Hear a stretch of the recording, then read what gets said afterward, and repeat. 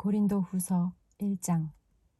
하나님의 뜻에 의해 그리스도 예수의 사도된 나 바울과 형제 디모데는 고린도에 있는 하나님의 교회와 아가야 전 지역에 있는 모든 성도들에게 이 편지를 씁니다. 하나님 우리 아버지와 주 예수 그리스도께서 내리시는 은혜와 평강이 여러분에게 있기를 빕니다. 우리 주 예수 그리스도의 하나님과 아버지를 찬송합니다. 그분은 인자하신 아버지이시며 모든 위로의 아버지이십니다. 하나님은 우리가 여러 가지 환난을 당할 때 위로를 주셔서 우리가 하나님께 받은 위로로서 여러 환난을 당한 사람들을 위로할 수 있게 하셨습니다. 그리스도의 고난이 우리에게 넘치는 것처럼 그리스도로 말미암아 받는 우리의 위로도 넘치게 되었습니다. 우리가 환난을 당한다면 이것은 여러분을 위로하고 구원받게 하기 위한 것입니다. 우리가 위로를 받는다면 그것도 여러분을 위로해 주기 위한 것입니다. 이 위로로 여러분은 우리가 당한 고난과 동일한 고난을 받을 때에 오래 참습니다. 여러분을 향한 우리의 소망은 확고합니다.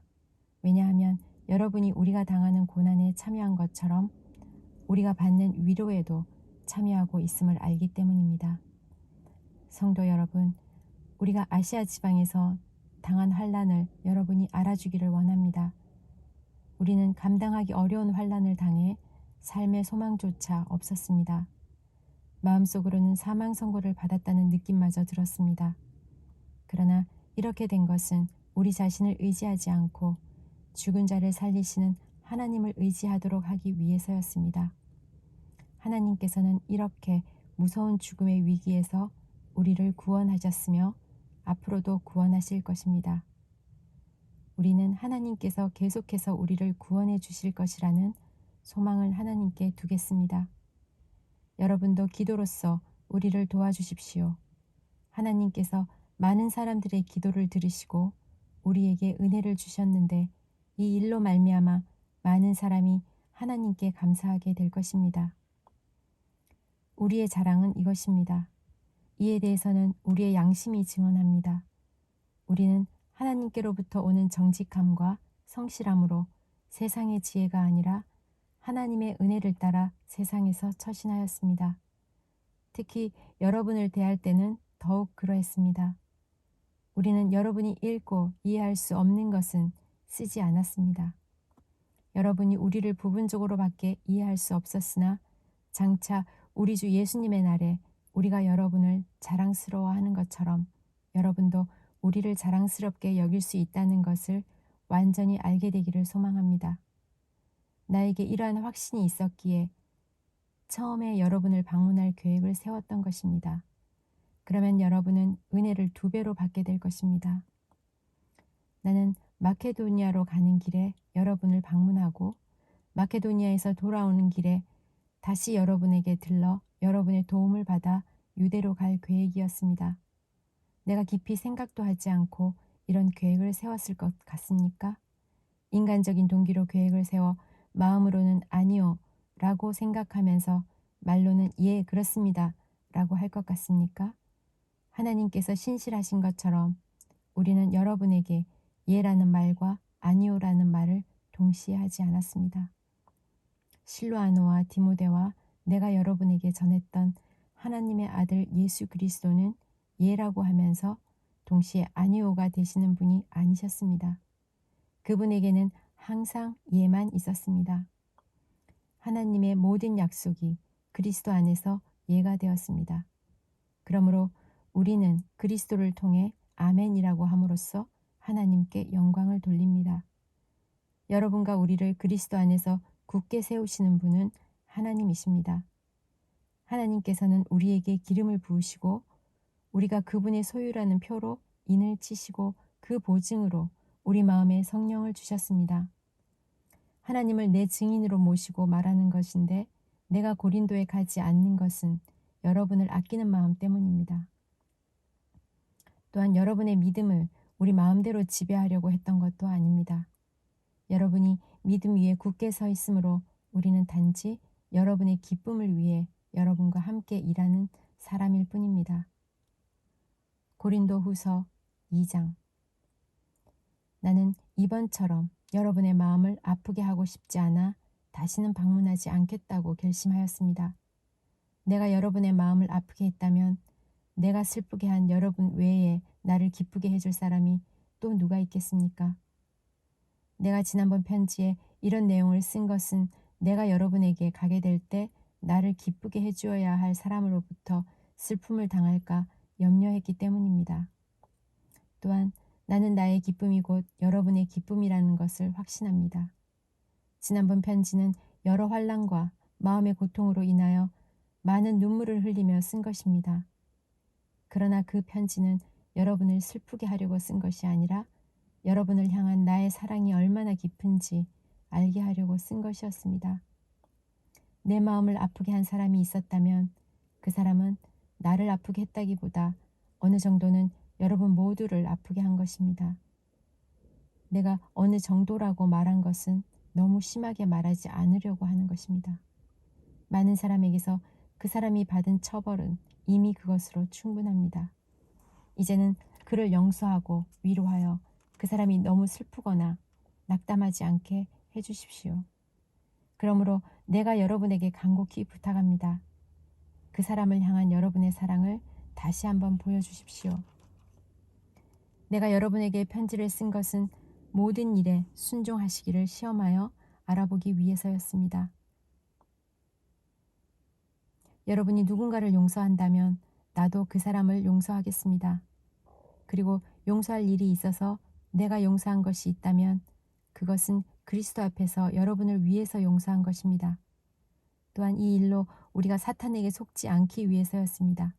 사탄의 계획을 우리가 모르는 것이 아닙니다. 내가 그리스도의 복음을 전하기 위해 드로아에 갔을 때 주님께서 내게 복음을 전할 수 있는 길을 열어주셨습니다. 그러나 나는 그곳에서 내 형제 디도를 만나지 못하여 마음이 편치 못했습니다. 그래서 나는 그곳 사람들에게 작별 인사를 하고 마케도니아로 떠났습니다. 그리스도 안에서 항상 우리를 이끌어 승리의 행진을 하게 하시며 어디서나 우리로 그분을 아는 지식의 향기를 풍겨나게 하시는 하나님께 감사드립니다. 우리는 구원받은 사람에게나 멸망당하는 사람에게나 하나님 앞에서 그리스도의 향기입니다.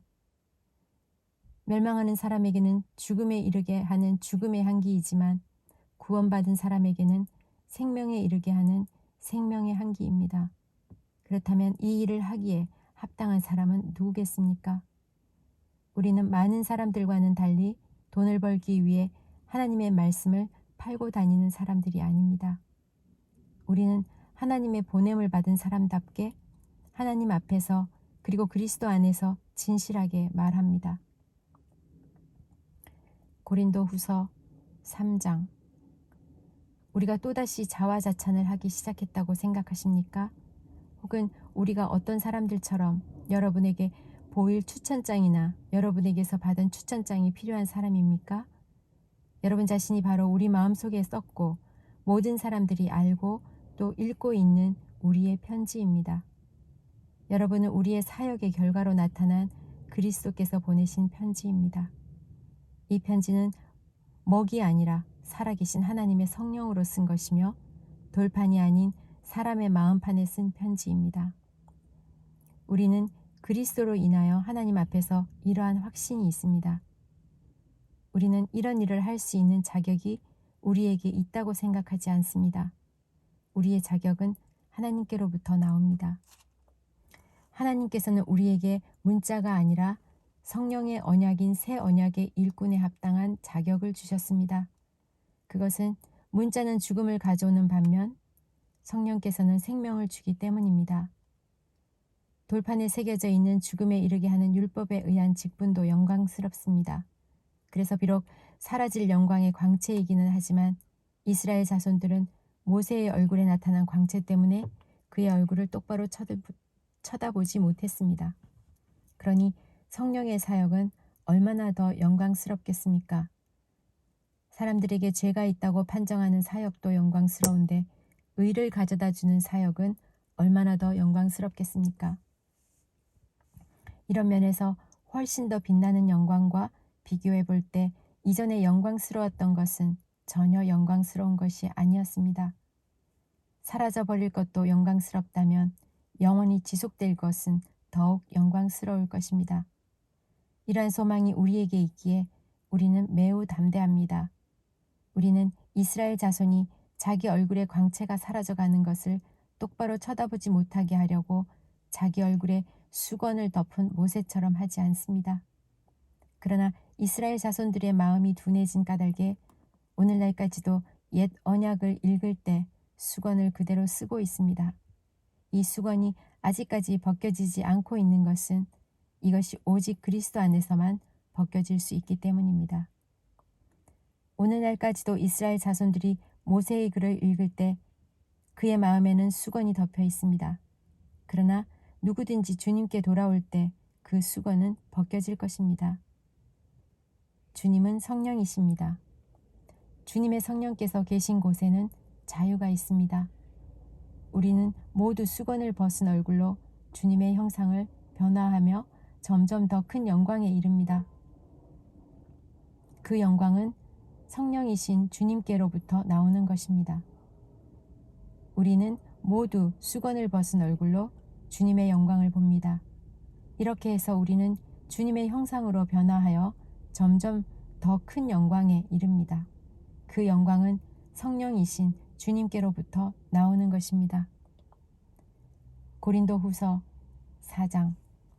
이처럼 우리가 하나님의 자비로 이 사역을 감당함으로 우리는 낙심하지 않습니다. 우리는 부끄러워 드러내지 못한 것들을 끊어버리고 속임수를 쓰지 않으며 하나님의 말씀을 왜곡시키지 않았습니다. 우리는 진리를 밝히 드러냈으므로 하나님 앞에서 모든 사람들의 양심을 향해 우리 자신을 당당히 내세웁니다. 우리가 전하는 복음이 가리워졌다면 그것은 멸망하는 사람들에게 가리워진 것입니다. 이 시대의 신이 믿지 아니하는 사람들의 마음을 어둡게 하여 하나님의 형상이신 그리스도의 영광을 드러내는 복음의 빛을 보지 못하게 하였기 때문입니다. 우리는 우리 자신을 전파하지 않습니다. 우리는 예수 그리스도가 주님이시라는 사실과 우리가 예수님을 위해 일하는 여러분의 종이 되었다는 사실을 전파합니다. 어둠 속에 빛이 비쳐라 라고 말씀하신 하나님께서 그리스도의 얼굴에 나타난 하나님의 영광을 깨닫게 해주시기 위해 우리 마음에 빛을 주셨습니다. 우리는 이 보화를 질그릇에 담고 있습니다. 이것은 그 풍성한 능력이 우리에게서 나오는 것이 아니라 하나님께로부터 나오는 것임을 보이시려는 것입니다. 우리는 사방에서 압박을 받아도 눌리지 않으며 난처한 일에 빠져도 절망하지 않습니다. 핍박을 당해도 버림을 받지 아니하고 매를 맞아 넘어져도 망하지 않습니다. 우리는 예수님의 생명이 우리 몸에서 나타나도록 하기 위해 항상 예수님의 죽으심을 우리 몸에 짊어지고 다닙니다. 우리는 예수님의 생명이 우리 몸에서 나타나도록 하기 위해 항상 예수님의 죽으심을 우리 몸에 짊어지고 다닙니다. 예수님의 생명이 죽을 우리 몸에 나타나도록 하기 위해 우리는 살아있지만 예수님을 위해 항상 몸을 죽음에 내맡기고 있습니다. 그러므로 우리 속에서는 죽음이 활동하지만 여러분 속에서는 생명이 활동하게 되는 것입니다. 성경에 내가 믿었다, 그러므로 내가 말하였다 하고 기록되어 있듯이 우리도 동일한 믿음의 정신으로 믿고 말하는 것입니다. 우리가 이렇게 말할 수 있는 것은 주 예수님을 죽은 자 가운데서 다시 살리신 하나님께서 예수님과 함께 우리도 살리셔서 여러분과 함께 하나님 앞에 서게 하실 것을 알기 때문입니다. 이 모든 일은 다 여러분의 유익을 위한 것입니다. 그래서 하나님의 은혜가 점점 더 많은 사람들에게 이르러 감사가 넘치게 되고 그들은 하나님께 영광을 돌리게 될 것입니다. 그러므로 우리는 낙심하지 않습니다. 우리의 겉사람은 점점 낡아지지만 우리의 속사람은 날마다 새로워지고 있습니다. 우리가 지금 겪고 있는 가벼운 환난은 장차 우리가 받게 될 영원하고 한량없는 큰 영광을 가져다 줍니다. 우리는 보이는 것들의 시선을 고정시키는 것이 아니라 보이지 않는 것들의 시선을 고정합니다. 이는 보이는 것은 한순간이지만 보이지 않는 것은 영원하기 때문입니다.